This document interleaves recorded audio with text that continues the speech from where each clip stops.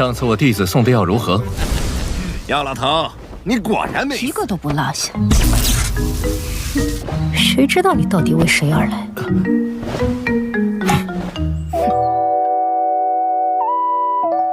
Halo guys, kabar kalian gimana hari ini? Semoga sehat-sehat aja ya. Kali ini admin akan melanjutkan alur cerita Battle Through the Heavens. Dimana episode kali ini Xiaoyan melihat dengan mata kepalanya sendiri tuh kalau bapaknya yang selama ini hilang ternyata benar-benar disekap pihak Aula Jiwa. Baiklah, tanpa berlama-lama lagi di opening, langsung masuk saja ke dalam ceritanya. Setelah kemarin Xiaoyan resmi jadi tetua Pagoda Pil Dalam karena berhasil mengalahkan Pak Tua Hou, terlihat jika para tetua Pagoda Pil Dalam saat itu sih berkumpul nih untuk berunding perihal gabung aliansinya Xiaoyan atau tidak.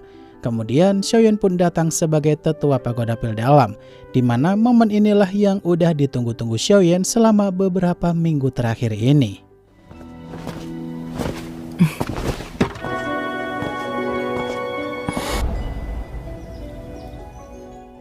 Tetua Agung Lin yang mempersilahkan para tetua lainnya untuk mengeluarkan pendapat mereka masing-masing, apakah ada yang setuju atau ada yang menolak. Di sini ada salah satu tetua yang setuju tuh, karena semenjak Yao Chen bangkit, reputasi Pavilion Bintang Jatuh naik pesat. Kemudian saat ada salah satu tetua yang tak setuju karena pihak Pagoda Pil adalah pihak yang netral. Tentu aja Master Xuan Yi pun berkata nih, kalau dulu berkat Xiaoyan lah yang menyelamatkan Pagoda Pil dari ledakan api surgawi dulu. Kalau tidak, ya kota Pil udah hancur pula. 好了，星陨阁自药尘归来后实力，今日邀各位前来，是商讨单。 Salah satu tetua yang saat itu masih kekeh dengan pendiriannya kalau memusuhi salah satu pihak dengan cara beraliansi adalah melanggar peraturan Pagoda Pil. Tentu aja tetua ini menegaskan kepada Xiaoyan kalau hidup dan mati para alkemis di sana adalah tanggung jawab masing-masing. Mendengar hal itu, Xiaoyan pun langsung marah nih guys, karena ucapan tetua barusan bisa menghilangkan kepercayaan para alkemis yang udah menganggap Pagoda Pil adalah tempat bernaung paling aman. 结盟与否还请诸位三思，但规矩就是规矩，自来中立，从不偏袒任何势力。 Xiaoyan yang saat itu merasa kecewa dengan para tetua yang punya pemikiran seperti itu, karena tak memberikan perlindungan yang aman bagi para alkemis yang datang ke tempat tersebut. Tentu aja karena Xiaoyan paham betul jika ancaman mereka hanya Aula Jiwa aja, maka dari itu kenapa tidak beraliansi aja agar saling melindungi satu sama lain. Di sini tetua yang kekeh tadi pun sempat marah nih, tapi diminta tetua Lin untuk jangan bersih tegang mengingat niat Xiaoyan juga bagus pula.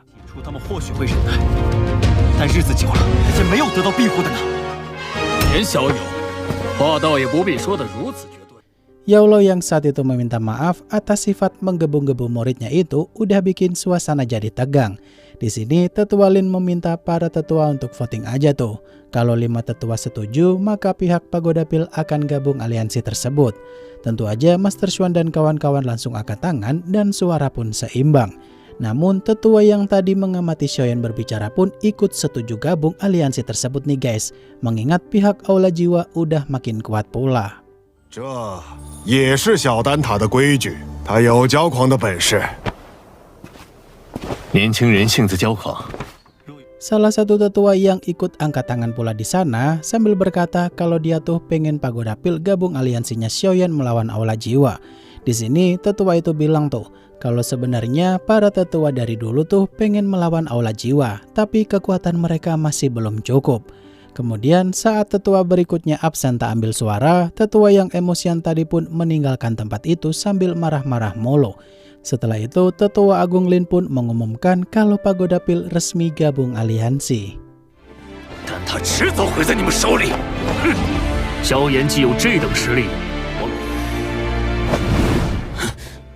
Tetua Agung Lin yang saat itu bernafas lega karena keputusan benar-benar setuju gabung aliansi.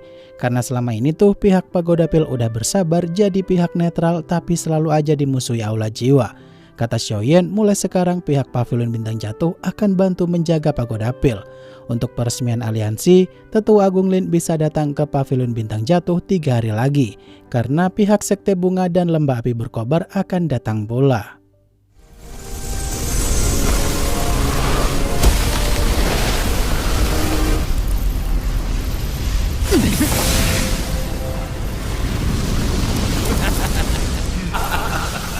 这便是星运阁。 Xiaoyan dan Yaolou yang menyambut rombongan leluhur Huoyun. Di sini leluhur Huoyun berkata nih, kalau dirinya itu iri dengan Yaolou, mengingat dia punya murid yang sangat berbakat seperti Xiaoyan. Di momen itu, leluhur Huoyun masih sempat-sempat aja tuh mau menjodohkan Xiaoyan dengan Hu-Er. Tapi Xiaoyan menolak dengan halus karena udah punya Xun-Er dan Medusa. 前辈说笑了。药到病除，你这老小药老头，你果然没死。 Beberapa saat kemudian, rombongan Tetua Agung Lin yang datang ke tempat itu, leluhur Huoyun tuh nyindir Tetua Agung Lin tuh. Kalau dulu dia belit banget nggak mau ngasih pil kepada leluhur Huoyun. Namun karena mereka sekarang beraliansi, maka tak ada alasan lagi untuk tak menghiraukan satu sama lain. Bahkan leluhur Huoyun juga akan bantu melindungi pagoda pil kalau mereka diserang oleh pihak musuh. 此前我和花宗有些误会。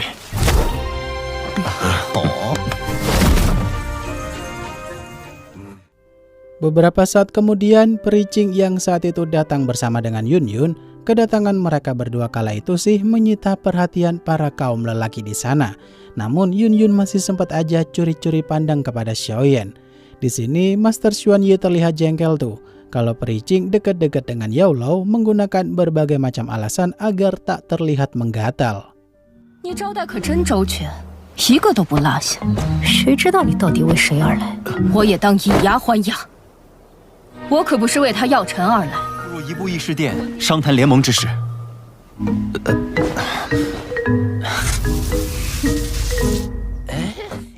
Xiaoyan yang memulai rapat aliansi dan membahas perihal kalau pembentukan aliansi kali ini bukan mempertanggungjawabkan suatu wilayah masing-masing, melainkan melindungi satu sama lain saat salah satu dari mereka diserang pihak Aula Jiwa. Mengingat para alkemis di pagoda pil sana pada tewas diambil tubuh jiwa mereka, bahkan aliansi Sungai Gelap yang dipimpin oleh pihak musuh pun dikendalikan oleh pihak Aula Jiwa. 联盟并无高低上下之分，各方平等。 丑话说在前头，大家都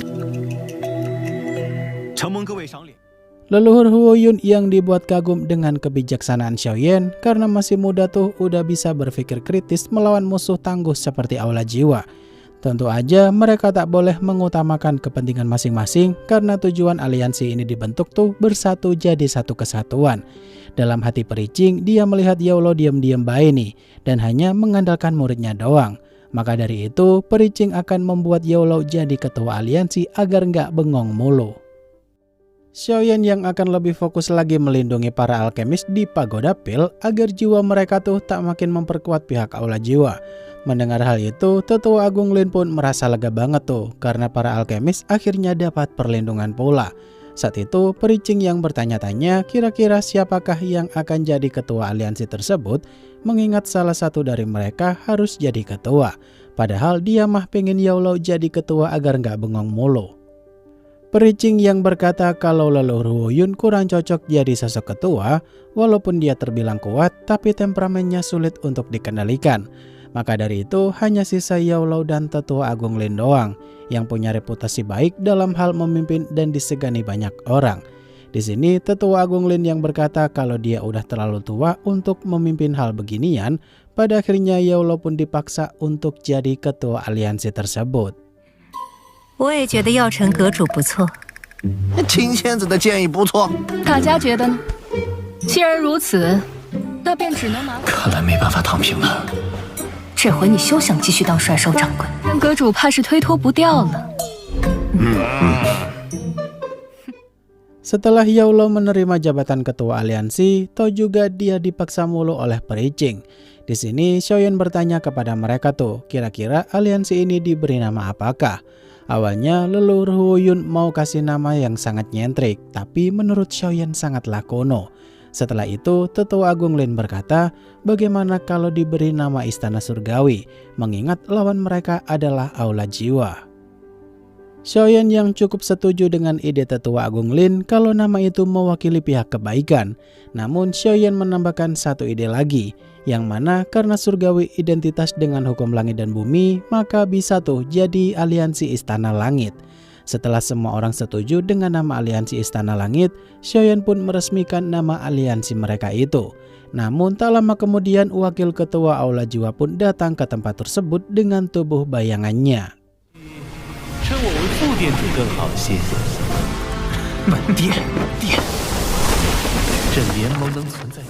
Xiaoyan yang menyindir wakil ketua Aula Jiwa itu, kenapa dia pengecut banget datang ke sana dengan tubuh bayangan doang. Di sini wakil ketua Aula Jiwa itu pun berkata kalau kedatangannya saat itu bukan untuk menyerang mereka semua, tapi dia mau mengancam Xiaoyan doang. Yang mana wakil ketua Aula Jiwa itu mau Xiaoyan menyerahkan Giok Tuose sambil menunjukkan proyeksi keadaan ayahnya sekarang yang udah disiksa tiap hari oleh pihak Aula Jiwa. 本殿一道意念传回。父亲，小妍，冷静。明年的今天，便是你父亲的忌日。Xiaoyan yang berusaha menahan amarahnya di sana karena semarah apapun dia saat itu tak akan bisa menyelamatkan sang ayah pula. Kemudian Xiaoyan berkata nih, kalau pihak Aula Jiwa berani macam-macam dengan ayahnya Xiaoyan, maka Xiaoyan sendiri akan menghancurkan Giok kuno Tuose milik keluarga Xiao agar tak bisa digunakan oleh pihak Aula Jiwa.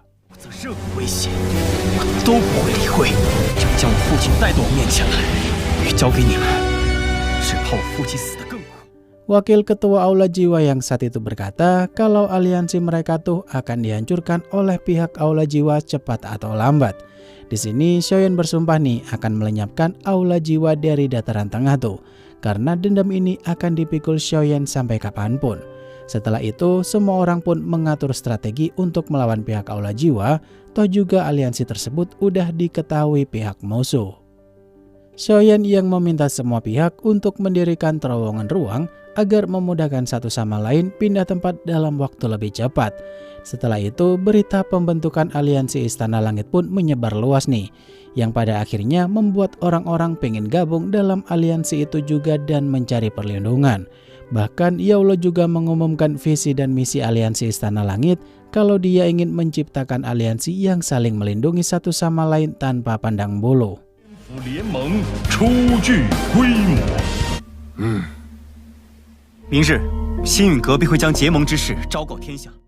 Beberapa minggu kemudian setelah aliansi Istana Langit mulai berkembang pesat jadi yang cukup besar di dataran tengah sana, Yaulo saat itu menduga nih kalau pihak Aula Jiwa sepertinya menunggu kemunculan api iblis 9 bulan lagi.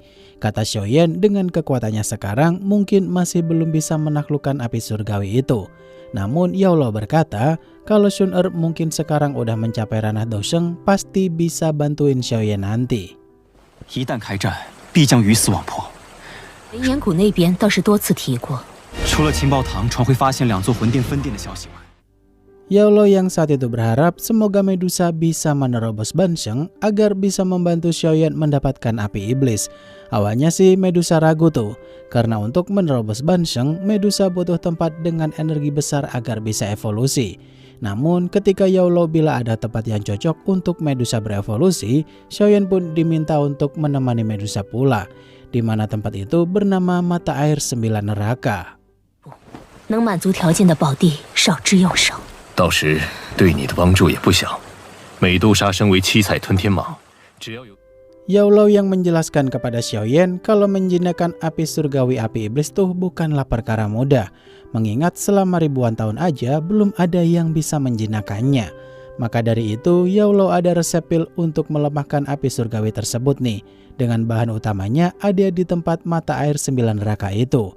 Dan ketika Xiaoyan mulai paham arah pembicaraan Yaulo agar segera mendapatkan bahan obat itu, sayangnya adegan tersebut adalah ending dari episode kali ini. Wah, Medusa bakal dapat skin baru nih kalau dia bener-bener menerobos ranah Bansheng. Kira-kira Medusa nanti bakal jadi sekuat apa ya? Mari kita tunggu saja karena episode berikutnya rilis minggu depan. Akhir kata, terima kasih untuk kalian yang udah nonton sampai akhir dan sampai jumpa di video selanjutnya ya. Bye-bye.